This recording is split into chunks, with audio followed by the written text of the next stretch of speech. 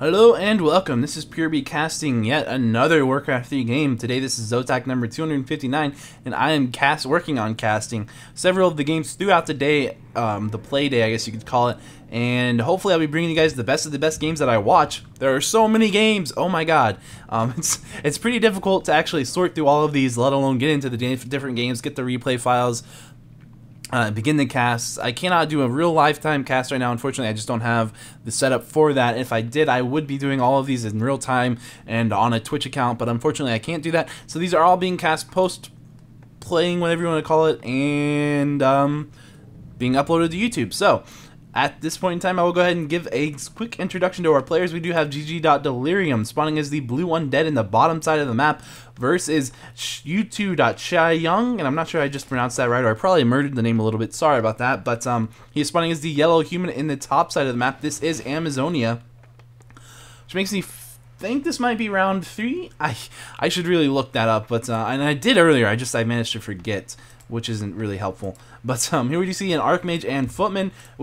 Against what we're going to see is some sort of a Fiend build, most likely because there's a Graveyard with a Death Knight grabbing the Rod of Necromancy, and it looks like he's going to go ahead and try some very aggressive harassing, which is generally what you want to do as an undead against human, of course. And this is a fun map. Now, this map, I did actually manage to catch a little bit more of this game than I've been able to catch in some other games. We do see this Arcane Tower. It's very forward. It's very aggressive, and I don't know who wins this game just yet, but I will say that it looked like an exciting game from what I did see. So hopefully we won't be disappointed here. That's why I'm casting this one, and we'll find out. I'm going to have to take a break here after this one, and there'll be about an hour where I won't be able to cast, but I will be rendering video, so that won't really actually matter to anybody at all. But it might make a difference in, like, might go from like rounds 1, 2, and 3 to like rounds 6, 7, or 8 or something. I might skip a few rounds there. Still working on the best way to do this, and I won't be able to do this every week. I wish I could. Unfortunately, this is kind of a special week where I don't have my roommate in the room at the moment. If he comes back at some point, then unfortunately, because of the amount of noise he generates, and not trying to insult him, but just the amount of noise his computer generates, is a very loud fan on it that is just on at 100% all time that he turns his computer on, and just among other things. Plus, I don't want to pollute the noise. I'm sorry, pollute the room with noise, because casting is kind of loud in the room, and it'd be very annoying, I imagine, for someone else to be in here. And there's really nowhere else I can cast, so unfortunately, that while I would like to do this every weekend if I can, I probably won't be able to do it every weekend. Plus, he doesn't get up until like 1, and I definitely don't want to wake him up because that's just rude. Because this is obviously this is early on, much earlier than 1. But having said all of that, this game is going on. I've been kind of keeping the screen on it. There's not too much out of the ordinary here. We can just see that the Death Knight is taking a lot of damage from this Archmage as it goes in for the harass, trying to get maybe a coil off on a militia. There are some militia he could kill with a coil if he so desires, so I'm not sure why he hasn't quite done that. And I also can use, maybe he's just trying to get some skeletons out to kill them as well. That could be a choice. It looks like that might be what he was trying to do in the whole time, right there as he was running in, taking so much damage on that Death Knight.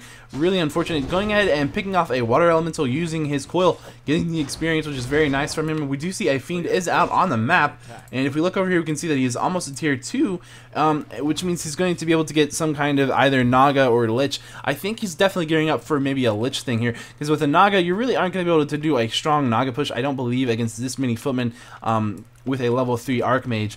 Really, I don't think it's going to be nearly as effective as you would want it to be. But it will. So I'm going to go ahead and guess Lich for a second here. We'll find out. At any rate, if I'm not mistaken, this kind of reminds me a little bit of how Lucifer was playing a couple of ZOTACs ago against Thu on this very map. So you might even see him maybe doing something like what Lucifer was doing before, where we're going to see a massive Fiend push and him trying to take out that expansion. We'll see what happens though, and it looks like that will be the case with the Lich, and we'll find out. We will find out. It looks like actually the ChaeYoung is going to be able to get a pretty good harass off right here. This Death Knight is level 1 and unable to actually creep out, which is what Lucifer was liking to do trying to get level 3 or at least level 2 on his Death Knight before his Lich was out. So we'll see if that's actually going to be possible for him. If he can pick off plenty of these footmen, then he will be able to get level 2. Getting Aura would be very nice. It would provide a very decent amount of regeneration for the hero, as well as these fiends, and of course provide that much needed movement speed. But instead it looks like the human army is going to run away at this point, and maybe we'll see him run back in and try to get another creepjack off. We'll find out. This is the slaughterhouse going down, and another fiend is going to be coming out, so that is going to put him up to 4 fiends. Now if he's doing, we actually have 2 skeleton warriors sitting here at this graveyard. Looks like they were summoned and forgotten about. We do have a gold taking some damage, going to be microed away from this creep, and here we do see that something was purged. I don't know what it was. It might have been this footman right here. Here you can see that the Archmage does go ahead and pick up the experience from that, as well as the item. And we do see a Nova going off and picking off a footman, and we might see another footman go down right here. And if we do get that one more footman, it might be enough. I don't think so for level 2, but he's going to be able to get level 2 from this if he decides to creep that out. And it looks like he's not going to creep that out. He's just going to run away and chase the human army. Here you can see plenty of more fiends going out, and it looks like he's about to hit supply capped if he makes a statue. In fact, he will get supply capped, so he needs to make another ziggurat at this point. As you can see, he's at 39 out of 40 food. Now if we look back over here, we can see that he is still creeping. He's creeping out this, and that's going to give him level 2 on that Death Knight. Very powerful to have level 2 on the Death Knight. And we can see that this is the human just creeping out over here, doing what he can do. This is a strategic creep, if you ask me, because what this allows him to do is basically, if the undead comes up here and decides at some point that he wants to set up a siege against this human expo, and he decides that that's what he wants to do, yeah, sorry, and he decides that's what he wants to do, then if he decides at some point where he needs to back off and creep a little bit, he won't have such easy access to some experience right there. Now the Death Knight did manage to pick up some Sentry Wards. Sentry Wards are very good to have, and that means he's going to allow him to have vision if he decides to leave this expo at some point. And do we have a web? Because there's a Zeppelin in play at this point. I don't think so. It looks like web is beginning to be researched, which is going to allow him to kill that Zeppelin very easily. Here we can see that these footmen are going to be picked up just in the nick of time as they start taking a lot of damage. Now with the Zeppelin on the field, this will allow ChaeYoung to Zeppelin into the undead's base, and the undead should know that, and so we'll see what happens down here. Now if he's anything like like Lucifer, he's going to go for these towers, and he's going to start upgrading into spirit towers, and it looks like that's in fact what he's doing. So he's basically saying, yeah, you can go into my base, but I'm willing to fight your expo while you fight my base, and I think that I'll come out on top. We'll see what happens here.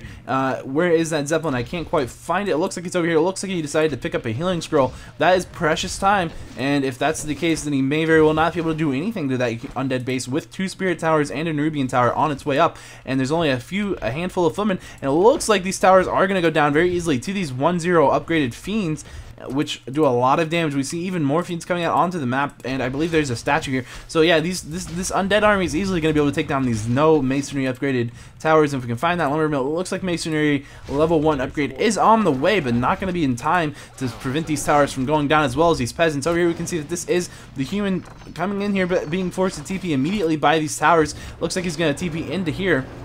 Right here to his expo, trying to defend him and keep the towers alive as long as he can. The undead, of course, not going to be too concerned about a handful of footmen, because he does have quite a few fiends at this point. He's going to be able to beat off, or I'm sorry, I should not have. He's going to be able to destroy without mercy any footman based army at this point, unless it's just absolutely an overwhelming number of footmen, which ChaeYoung simply does not have at this point. Here we can see a little bit of sparring going back and forth while these towers get put up in the back. That is exactly what ChaeYoung needs. He needs to buy as much time as possible while DeLiRIuM says, okay, I'm going to keep working on your towers, and if you don't give me your towers to attack, I'm going to work on your footmen.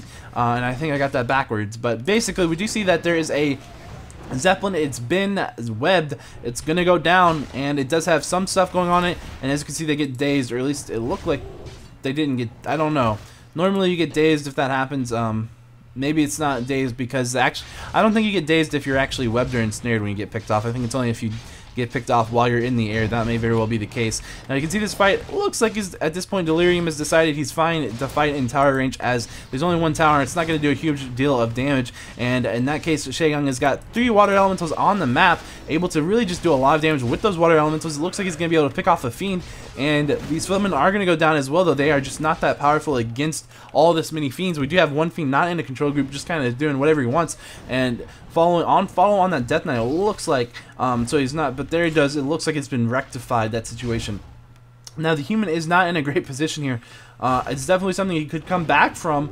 If we can look over here, we can see that he is tier 2 at this point. He does have a Mountain King on its way, as well as 2 Arcane Sanctums. He just needs to keep delaying. He needs to delay long enough for those Spirit Breakers. I'm sorry, for the for the Spell Breakers to come out and make an appearance. And it looks like, yeah, indeed, they are going to begin to be created. And with that Mountain King that's coming out as well, if he can just do a really nice surround with those units, he can do very aggressive play and actually manage to force this undead back off away from this expansion, who is actually not doing terrible in terms of gold. There is 18.6k gold left on this gold mine, which is a lot. And if you want to go ahead, we can see just the exact amount. They start with 20,000. They are the only expansion spots on the map that's very similar to Echo Isles in that regard. However, of course, Amazonia is not Echo Isles. It's got much more experience across the map, and it's much easier and more accessible, I would argue, to defend your expansions on this map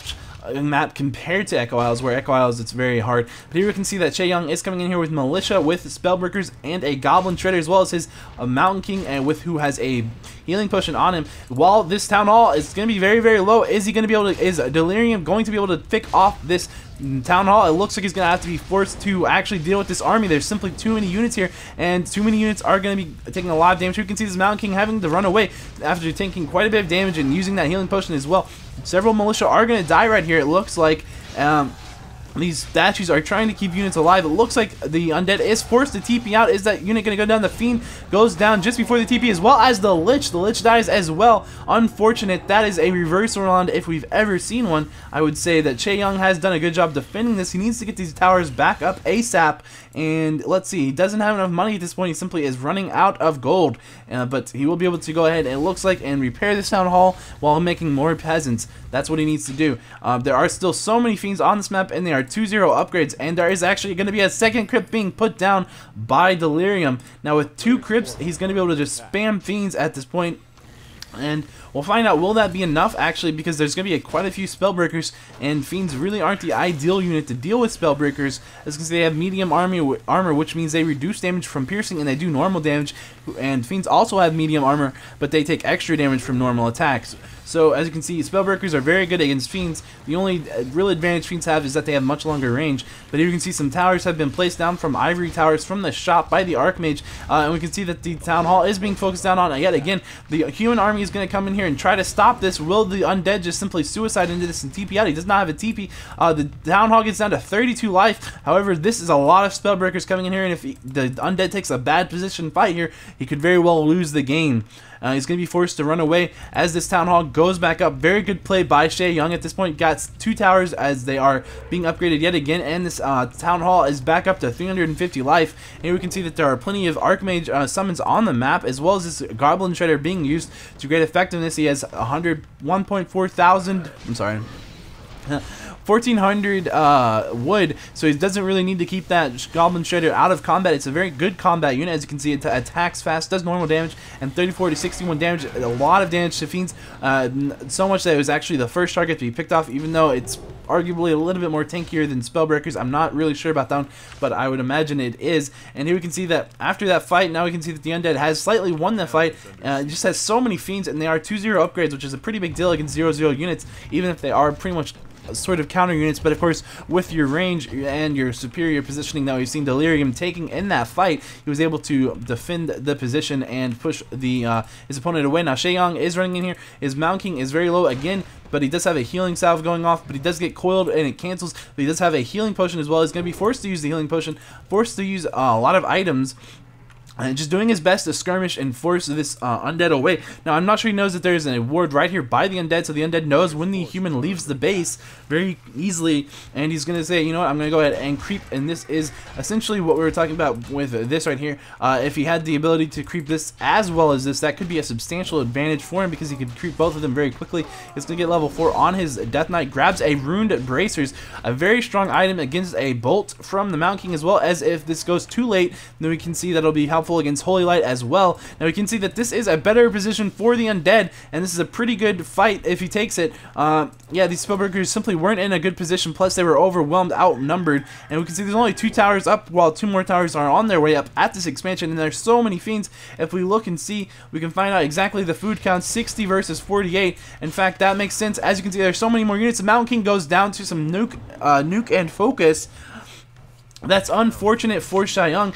He's going to go ahead and see that these towers are going to be picked off again. Now, there's so many fiends on the map here. I'm actually not sure that ChaeYoung's going to be able to defend this, and it looks like he's transitioned out of making Spellbreakers to get some priests. He does need them, but will it be enough at this point to only have 1? And does he have enough Spellbreakers even at this point to deal with this, especially with that Mountain King and the fight to get those bolts off? I don't know, but he does go ahead and pick off a fiend, as it looks like another the priest does go down, in fact, and it looks like a Spellbreaker as well as another one is going to drop. ChaeYoung is going to be forced to run away at this point. He's going to have to give up this expansion. There's no way he can deal with this army. He just doesn't have it right now. As you can see, there just really isn't enough in his army to deal with so many fiends, especially with 2-0 upgrades. And I'm not sure, is the Undead tier 2 yet? He's still tier 2, not actually deciding to upgrade to tier 3. This is very much that strategy we saw Lucifer using. I don't know who invented it, but it could very much be a Lucifer strategy. Either way, that is what we saw, and that's exactly what we can expect from this game as it continues. I'm not sure how much longer ChaeYoung is going to be able to fight his way through this game. As you can see, his army is really just in absolute disarray. The Mountain King does come back up. This is his final chance, I would imagine, to save this expansion. And it looks like it might not even be fast enough. It looks like, in fact, he just wasn't able to get here in time. But there is a slow, which is almost as good as a bolt for killing and picking off these fiends. However, we're going to see, will it happen? The one fiend does go down, but as you can see, this is clearly a bad uphill fight for ChaeYoung at this point. Maybe if he could pick off this Death Knight, but it looks like the Death Knight aware of what was about to happen, and he runs back away. And this Mountain King does take a lot of damage from a Nova and lots of focus right at this point. If this Mountain King goes down, there's no way ChaeYoung's going to be able to, and the Mountain King does go down, and there's absolutely no way he's going to be able to defend this at this point. He could lose his expansion, and he could lose his main base as well. It's because he only has 5 militia at all if he wants to call all of them in, and that's his gold, and without that, is going to be screwed. Okay, so he just called GG, and that game goes to DeLiRIuM. So